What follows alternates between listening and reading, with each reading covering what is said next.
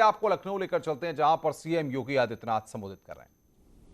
और शासन की नीयत में खोट होने के कारण योग्य और प्रतिभावान जो अभ्यर्थी होता था वह हताश होता था, निराश होता था, पलायन करने के लिए मजबूर होता था। लेकिन 2017 में उत्तर प्रदेश में नई सरकार के आने के बाद सरकार ने पहले दिन ही इस बात को तय किया था कि हम लोग चेहरा देख करके नहीं, व्यक्ति की जाति, मत और मजहब देख करके नहीं, किसी का जनपद और गांव देख करके नहीं, योग्यता को आधार बना करके आरक्षण के नियमों का पालन करते हुए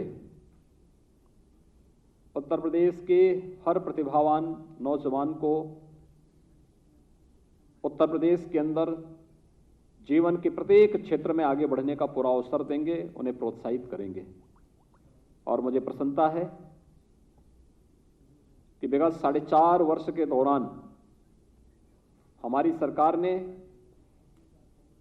4.5 लाख प्रदेश के नौजवानों को सफलतापूर्वक नियुक्ति पत्र देकर के आज प्रदेश में उनकी ऊर्जा और उनकी प्रतिभा का लाभ ले रही है।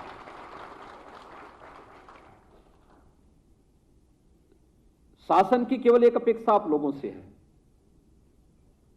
कि आपने जैसे चयन की प्रक्रिया को देखा होगा, ये राजस्व विभाग मेरे पास ही है, लेकिन मुझे भी नहीं मालूम कि किस व्यक्ति को कहां नियुक्ति पत्र मिलना है, कहां उसकी पोस्टिंग होनी है, क्योंकि हमने प्रक्रिया ऐसे बनाई है कि मेरिट बेस्ड हो। दिव्यांगजन या फिर कुछ उन परिस्थितियों को छोड़ करके जहां पे उन परिवारों के सामने विशेष संकट है, उन स्थितियों को छोड़ करके शेष हर एक व्यक्ति को वह चयन की प्रक्रिया से लेकर के पोस्टिंग तक कहीं भी कोई सिफारिश कराने की आवश्यकता नहीं। मेरिट के आधार पर हर व्यक्ति को उसकी योग्यता और उसकी क्षमता के अनुरूप मौका मिलेगा। जब आपको 2017 के पहले की उन विसंगतियों से उभार करके एक स्वच्छ, पारदर्शी और ईमानदार पूर्ण व्यवस्था के साथ जोड़ने का कार्य हो रहा है,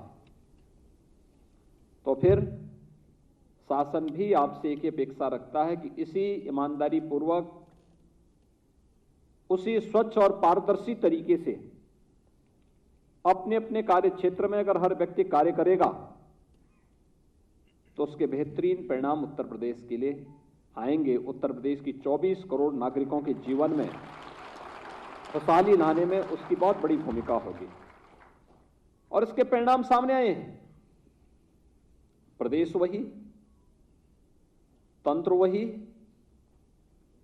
संसाधन वही, सब कुछ तो वही है, लेकिन प्रदेश की छवि बदली है। 2017 के पहले जिस उत्तर प्रदेश के बारे में लोगों के मन में एक धारणा थी, उत्तर प्रदेश में कुछ नहीं हो सकता, उत्तर प्रदेश देश के विकास में बाधक है, उत्तर प्रदेश में आने में लोग डरते थे, उत्तर प्रदेश में राजस्व मामलों में न्याय मिलना लोगों के लिए एक बहुत दूभर कार्य था, कठिन चुनौती थी। आज वही उत्तर प्रदेश कैसे अपने लक्ष्यों को प्राप्त कर रहा है। आज आपने देखा होगा कि कैसे एक एक व्यक्ति का चयन पारदर्शी तरीके से हो रहा है और हर व्यक्ति अपनी योग्यता और क्षमता के अनुरूप स्थान प्राप्त कर रहा है। उसको किसी की सिफारिश की आवश्यकता नहीं, उसको किसी के पास जाने की आवश्यकता नहीं, किसी भी नियुक्ति में, किसी भी पोस्टिंग में किसी भी व्यक्ति को लेन देन की कोई आवश्यकता नहीं। और जहां भी इस प्रकार की शिकायत मिलती है, सरकार ने कठोर कार्रवाई उस मामले में की भी है। इसलिए क्योंकि हम लोग उत्तर प्रदेश की छवि को बदलना चाहते थे और 4.5 वर्ष के अंदर इस छवि को बदलने में हमें सफलता प्राप्त हुई, तो प्रदेश के अंदर जो उत्तर प्रदेश के नौजवानों को उत्तर प्रदेश के अंदर विभिन्न सेवाओं में चयन, पारदर्शी तरीके से चयन के बाद सेवा का अवसर प्राप्त हुआ, उसने उत्तर प्रदेश के अंदर एक माहौल तैयार किया। आज उत्तर प्रदेश देश के अंदर निवेश का सबसे अच्छा गंतव्य स्थल है। प्रदेश वही है। 2016 तक देश के अंदर 36 राज्यों में उत्तर प्रदेश का स्थान 15वें 16वें स्थान पर आता था, और आज अगर देश के अंदर किन्हीं 3 राज्यों में या किन्हीं 2 राज्यों में देश और दुनिया के किसी निवेशक को निवेश करना होगा तो उनमें से उत्तर प्रदेश भी एक आता है। प्रायोरिटी 3 ही होती है लोगों की, अक्सर पहले, दूसरे, तीसरे नंबर की, लेकिन हम उन 2 स्थलों में हैं जहां पर देश और दुनिया का हर निवेशक अपना निवेश कर सकता है, और उसको प्राथमिकता तय करनी होगी तो स्वाभाविक रूप से उत्तर प्रदेश को तय करेगा। आज उत्तर प्रदेश उस स्थिति में है। आजादी के समय जिस प्रदेश की आय राष्ट्रीय प्रतिभक्ति आय के बराबर थी, पिछड़ते पिछड़ते हम लोग 2016 तक कहां पहुंच गए थे? राष्ट्रीय यानी नेशनल एवरेज के 1/3 पर हम आ गए थे। 1/3 से भी कम उत्तर प्रदेश की प्रतिव्यक्ति आय रह गई थी। लेकिन मुझे प्रसन्नता है कि हमने उत्तर प्रदेश की प्रतिव्यक्ति आय को बढ़ाने में इस दौरान सफलता प्राप्त की। जब सुरक्षा का वातावरण होता है, जब रोजगार और नौकरी की संभावनाएं तेजी के साथ आगे बढ़ती हैं,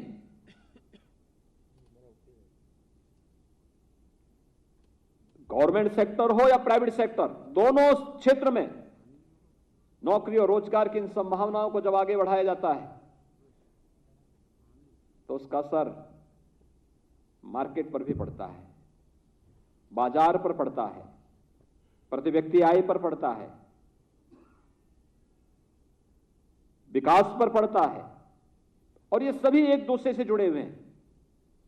और मुझे प्रसन्नता है 4.5 वर्ष के अंदर उत्तर प्रदेश की प्रतिव्यक्ति आय लगभग दुगनी होने की ओर अग्रसर है, और हम लोग आज उत्तर प्रदेश को इस दिशा की ओर अग्रसर कर रहे हैं जहां पर उत्तर प्रदेश न केवल अपने यानी देश की दूसरी बड़ी अर्थव्यवस्था के रूप में उभरा है, बल्कि Uttar Pradesh ease of doing business में नंबर 2 पर आने के साथ साथ भारत सरकार की 44 ऐसी महत्वपूर्ण योजनाओं में, जिनमें उत्तर प्रदेश का स्थान किसी में 27वें होता था, किसी में 36वें में होता था, किसी में 30 में होता था, किसी में 23वें पे होता था, यानी 15-16 से नीचे तो उत्तर प्रदेश कभी आता ही नहीं था। और सभी लोग कोसते थे कि अगर देश विकास नहीं कर रहा है तो उसके लिए उत्तर प्रदेश दोषी है, लोग कोसते थे। आज मुझे बताते हुए प्रसन्नता है कि देश की ऐसी प्रमुख 44 ऐसी महत्वपूर्ण योजनाएं हैं जिनमें उत्तर प्रदेश नंबर 1 पर है, नंबर 1 पर। यह इसलिए हुआ क्योंकि उत्तर प्रदेश के नौजवानों को जब उत्तर प्रदेश के अंदर सेवा का अवसर प्राप्त हुआ, उसके लिए उस प्रकार का माहौल दिया गया, उसको ईमानदारी पूर्वक सेवा का अवसर प्राप्त हुआ, उसने मेहनत की, उसने प्रयास आगे बढ़ाए, प्रधानमंत्री मोदी जी के सपनों को, उनके संकल्पों को आगे बढ़ाने में अपना दिन रात एक किया। आज उसका परिणाम देखने को मिल रहा है। ईज ऑफ डूइंग बिजनेस में उत्तर प्रदेश नंबर 2 पर। उत्तर प्रदेश 4 वर्ष पहले जिस उत्तर प्रदेश की अर्थव्यवस्था 6ठे नंबर की अर्थव्यवस्था कही जाती थी, आज वो देश की नंबर 2 की अर्थव्यवस्था बनी हुई है। जिस उत्तर प्रदेश के बारे में कहा जाता है कि उत्तर प्रदेश में कुछ नहीं हो सकता, आज उत्तर प्रदेश देश की अर्थव्यवस्था का और देश के विकास का एक ग्रोथ इंजन बनकर के तेजी के साथ आगे बढ़ रहा है। ये वो नया उत्तर प्रदेश है। जिस उत्तर प्रदेश से जनता की जो अपेक्षाएं थी, देश की जो अपेक्षाएं थी, उसको उत्तर प्रदेश ने तेजी के साथ आगे बढ़ाना प्रारंभ किया। हमारे सामने लक्ष्य है, अगले 6 वर्ष के अंदर उत्तर प्रदेश की अर्थव्यवस्था को हम देश की नंबर 1 की अर्थव्यवस्था बनाएंगे। और ये केवल सरकार अकेले नहीं कर सकती, ये केवल मुख्यमंत्री की जिम्मेदारी नहीं होगी, ये केवल सरकार इसके लिए अकेले सरकार आगे नहीं बढ़ा सकती, पूरे तंत्र को इसके साथ जुटना पड़ेगा। और जो मैंने पहले भी कहा, सुशासन के लक्ष्य को प्राप्त करना है तो सुशासन के लक्ष्य को प्राप्त करने का जो सबसे महत्वपूर्ण केंद्र होते हैं वो तहसील होती है। मैं आज भी जाता हूं, कहीं किसी जनपद में जाता हूं, मेरे सामने सबसे ज्यादा मामले आते हैं तहसील से संबंधित। और मैं धन्यवाद दूंगा राजस्व परिषद को भी और राजस्व विभाग को भी, जिन्होंने प्रक्रिया को काफी सरलीकरण करने की दिशा में अग्रसर हुए हैं। चाहे वह राजस्व रिकॉर्ड के डिजिटलीकरण की प्रक्रिया को तेजी के साथ आगे बढ़ाने का कार्य है, या विरासत का। मैं स्वयं इस चीज को महसूस करता था, कितनी जटिल प्रक्रिया हुआ करती थी। अब विरासत में नाम दर्ज करने के लिए भी लोगों को इंतजार करना पड़ता था, चक्कर लगाने पड़ते थे, तहसील के चक्कर लगाने पड़ते थे। कानून को नायब तहसीलदार, तहसीलदार और एसडीएम तक पहुंचते पहुंचते व्यक्ति थक हार जाता था, और बहुत सारे लोग तो इस धरती से ही फिर चले जाते थे, फिर उसकी तीसरी पीढ़ी वही चक्कर लगाने लगती थी। लेकिन हम लोगों ने कहा एक स्पेशल अभियान चलाओ, एक स्पेशल अभियान चला, और अभियान का परिणाम क्या रहा?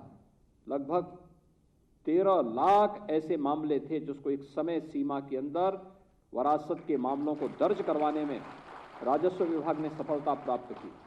आप सोचिए ना, आखिर ये लोग भटक तो रहे होंगे। जब समय पे काम नहीं होता, लोगों के मन में अविश्वास पैदा होता है। यह अविश्वास भ्रष्टाचार को जन्म देता है, और फिर यहीं से विवाद खड़े होते हैं। मेरा यह मानना है, आज भी राजस्व से जुड़े हुए मामलों का समयबद्ध निस्तारण हो जाए तो गांव के और शहर के आधे से अधिक विवाद समाप्त हो जाएंगे, आधे से अधिक विवाद वैसे ही समाप्त हो जाएंगे। और इसके लिए हम आभार व्यक्त करते हैं प्रधानमंत्री मोदी जी के, जिन्होंने गांव में आबादी की भूमि से संबंधित विवादों के निस्तारण करने के लिए घरौनी की व्यवस्था की, और जहां पे जिसका घर है ड्रोन से उसकी मैपिंग करते हुए उस पर उस व्यक्ति को उसका राजस्व रिकॉर्ड में नाम दर्ज करने और उस व्यक्ति को उसका कब्जा देने, उसका परमानेंट कब्जा करने, या उसके माध्यम से उस भूमि का वह बैंक से लोन ले सकता है, उसको गिरवी रख सकता है और अपना कारोबार आगे बढ़ा सकता है, इसकी ताकत दी है। और आज उत्तर प्रदेश घरौनी के इस मामले में भी देश में नंबर 1 स्थान पर है। जिस तेजी के साथ कार्य प्रारंभ हुए हैं, ये बहुत, यानी अलग अलग क्षेत्र में कुछ ना कुछ नयापन करने का प्रयास हुआ है। आज 145 नवचयनित नायब तहसीलदार, जिनमें 110 को नियुक्ति पत्र आज यहां पर दिया जा रहा है। प्रदेश के अंदर हमारे पास जो सबसे ज्यादा संकट आते थे उस समय, इस वर्तमान में हम बहुत बड़े बड़े कार्य प्रदेश के अंदर कर रहे हैं। हमारे 5 एक्सप्रेसवे वर्तमान में बन रहे हैं, 5 एक्सप्रेसवे। ये 5 एक्सप्रेसवे का मतलब उत्तर प्रदेश की अर्थव्यवस्था की बैकबोन जो बनेंगे, उत्तर प्रदेश को नंबर 1 की अर्थव्यवस्था के रूप में स्थापित करना है। तो इसके लिए ये 5 हमारी, भाई कोई व्यक्ति अच्छा धावक तब बनेगा ना जब उसकी रीढ़ ठीक हो, वह स्वस्थ हो। उत्तर प्रदेश को आर्थिक रूप से स्वस्थ और स्वावलंबी बनाने के लिए हम लोगों ने 5 अपनी एक्सप्रेसवे की परिकल्पना को साकार करना प्रारंभ किया है। तेजी से काम प्रारंभ हुआ है। मैं अक्सर जब भी इसकी समीक्षा करता था तो लोग हमसे कहते थे, कोई भी बड़ा प्रोजेक्ट लेना हो तो लोग कहते थे साहब नायब तहसीलदार हमारे पास कम है, नायब तहसीलदार दे देते हमें तो हम लोग इस कार्य को और तेजी के साथ आगे बढ़ा देते। कोई भी कार्य कहीं भी हम देखते थे। हमें गंगा एक्सप्रेसवे में लैंड लेनी थी। मैंने समीक्षा की आज से लगभग 6 महीने पहले, भाई क्या मामला है, क्यों इतने लेट चल रहा है। हर जनपद में शिकायत आती, साहब हमारे पास स्टाफ कम है। क्यों स्टाफ कम है? नायब तहसीलदार नहीं है। हमें शिफ्ट करने पड़ते थे, भाई ठीक है यहां पे ज्यादा कार्य है, तब तक यहां के लिए कुछ लोगों को भेजो। हमें पूर्वांचल एक्सप्रेसवे बनाना था, यही समस्या थी। गोरखपुर लिंक एक्सप्रेसवे बनाना था तो यही समस्या थी। बुंदेलखंड में एक्सप्रेसवे बनाना था, वहां भी यही समस्या थी। बलिया के लिए लिंक एक्सप्रेसवे देना था, वहां के लिए भी वही समस्या थी। हमें अयोध्या का समग्र विकास के लिए हम लोगों ने कार्य योजना बनाई। एयरपोर्ट बनना है, एक नया टाउनशिप वहां तैयार होना है, अन्य वहां बहुत सारी चीजें तैयार होनी है। क्या समस्या आ रही है? नायब तहसीलदार नहीं है। आप सोच सकते हैं, अपनी अहमियत जान सकते हैं, यानी कितनी महत्वपूर्ण कड़ी है आपके विकास में। अगर नायब तहसीलदार नहीं है या नायब तहसीलदार होते हुए भी कार्य नहीं कर रहा है, तो इसका मतलब विकास की प्रक्रिया को ठप कर देना, विकास को अवरुद्ध कर देना। नायब तहसीलदार नहीं है या कार्य नहीं कर रहा है तो गांव-गांव में झगड़े फसाद प्रारंभ हो जाएंगे, विवाद खड़े हो जाएंगे। राजस्व से संबंधित जितने विवाद होते हैं, मैं इस चीज को बहुत देख रहा हूं। ये जितने विवाद आते हैं, 90% विवाद छोटे छोटे हैं। केवल बैठ करके आपस में पंचायत करके तहसील दिवस के अवसर पर उन मामलों को मौके पे जाकर के भौतिक रूप से वहां पर जाकर सर्वे करके और न्याय संगत कार्रवाई अगर हम कर दें तो बड़े विवाद होने से बच सकते हैं। और इसलिए ये सारी प्रक्रिया को आगे बढ़ाने के लिए और सुशासन और विकास के लक्ष्य को प्राप्त करने में आपके इस कैडर की बहुत बड़ी भूमिका है। आज आप 110 नायब तहसीलदार प्रदेश को मिल रहे हैं और मैंने इसीलिए कहा कि देखो, इन लोगों के साथ मुझे संवाद बनाना है और संवाद इस बात को लेकर के कि जब उनकी चयन की प्रक्रिया और नियुक्ति की प्रक्रिया पूरी पारदर्शी तरीके से संपन्न हो रही है तो सरकार भी उनसे अपेक्षा करती है कि वे भी इसी ईमानदारी से, इसी प्रतिबद्धता के साथ अपने कर्तव्यों का निर्वहन, जनता के प्रति अपनी जवाबदेही को समझते हुए और शासन के प्रति अपनी जिम्मेदारी को मानते हुए इसको आगे बढ़ाने का कार्य करेंगे। और आज यह चयन की प्रक्रिया के बाद नियुक्ति पत्र वितरण का एक कार्यक्रम आपका यहां पर संपन्न हो रहा है। मुझे विश्वास है कि आप सभी लोग अपने कार्यों के माध्यम से आम जनमानस के मन में एक नया विश्वास पैदा करेंगे। अलग अलग स्थानों पर ट्रेनिंग के बाद आपकी नियुक्ति की प्रक्रिया आगे बढ़ेगी। बहुत बड़ी जिम्मेदारी आपके ऊपर है। तहसील के साथ साथ आपकी जिम्मेदारी, सरकार आपका सहयोग कानून व्यवस्था के लिए भी कभी कभी लेती है। अन्य महत्वपूर्ण कार्यक्रमों को आगे बढ़ाने के लिए भी लेती है। जैसे कोरोना महामारी के दौरान हम लोगों ने देखा, कोरोना महामारी के दौरान 24 करोड़ जनता के लिए सुविधा उपलब्ध करवाना है। डोर स्टेप डिलीवरी के माध्यम से घर घर राहत सामग्री पहुंचानी है या अन्य सहयोग उपलब्ध कराना है। तो हम अलग अलग विभाग के अधिकारियों को भी ड्यूटी लगाते थे कि भैया सब लोग जुटो, जिससे किसी व्यक्ति को परेशानी ना हो। और आज हमें प्रसन्नता है उत्तर प्रदेश की हर एक कर्मचारी ने, अधिकारी ने अपनी ड्यूटी का निर्वहन किया। कोरोना का एक मॉडल देश के अंदर खड़ा कर दिया कि कोरोना प्रबंधन कैसे होना है। यानी उत्तर प्रदेश कल या परसों तक हम लोग 11 करोड़ लोगों को कोरोना वैक्सीन दे चुके होंगे, कोरोना वैक्सीन की डोज उपलब्ध करा चुके होंगे। यही उत्तर प्रदेश है। उत्तर प्रदेश वही है, लेकिन सोच बदली है, उसके बारे में लोगों की धारणा बदली है और उस धारणा को हम सबको सामूहिक रूप से मिलकर के बदलना होगा। इस विश्वास के साथ मैं आप सबको बधाई देता हूं। आपके परिवार के सदस्यों को भी बधाई देता हूं। आप सभी लोग यहां पर चयनित हुए हैं। मैंने कुछ ही लोगों को यहां पे नियुक्ति पत्र दिया है, बाकी सभी लोगों को यहां पे नियुक्ति पत्र अभी प्राप्त होगा।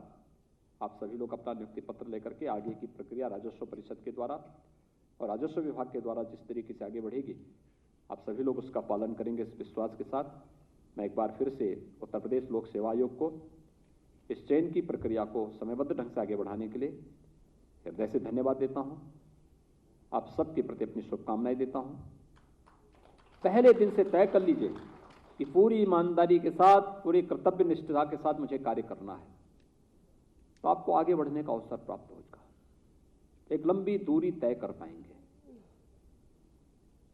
पहले दिन से ही अगर आपके व्यवहार और आपकी कार्य पद्धति की शिकायत आने लग जाएगी, याद करना रास्ते में ही लुढ़क जाएंगे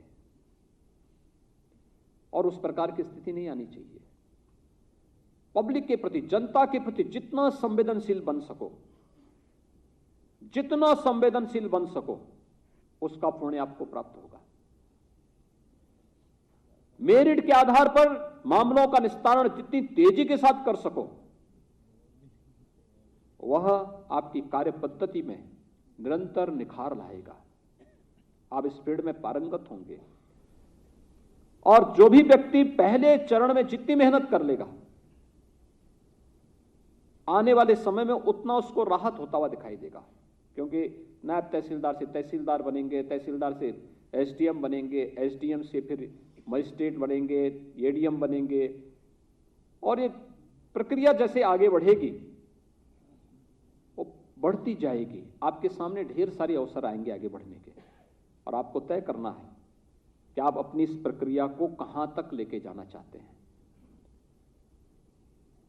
आप सबको मैं आज के इस अवसर पर हृदय से बधाई देता हूं, आपको, आपके अभिभावकों को, आपके सभी संरक्षकों को, और विश्वास करता हूं कि आप सबका चयन उत्तर प्रदेश के 24 करोड़ नागरिकों के लिए फलदायी हो, लाभदायी हो और आपका जीवन मंगलमय हो। आप अपनी पूरी स्फूर्ति के साथ, पूरी ऊर्जा के साथ, अपनी पूरी प्रतिभा के साथ उत्तर प्रदेश के नागरिकों के जीवन में खुशहाली लाने में भी योगदान देंगे। आप सबके प्रति मेरी शुभकामनाएं। धन्यवाद। जय हिंद।